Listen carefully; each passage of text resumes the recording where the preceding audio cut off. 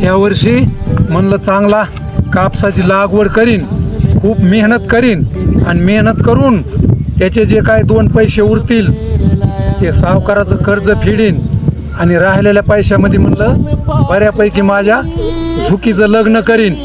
पण हाय रे देवा, 3 वेळेस बी कापसाचं लागवड करून फुल पेरणी करून अजिबात तुम्ही पाहू शकता हे कसलंच उगवलं नाही।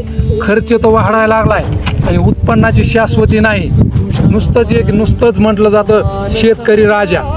एकीकडे राजकारणी लोक राव चांदीच्या ताटात आणि सोन्याच्या चमच्याने जेवतात, त्यांच्या बेडरूममध्ये सहज गेलं तर पैशाच्या थैल्या सापडतात। आणि शेतकऱ्याची अशी परिस्थिती, त्यांनी काय स्वप्नच बघायचे नाहीत का? त्याचे काय स्वप्नच साकार होणार नाहीत का?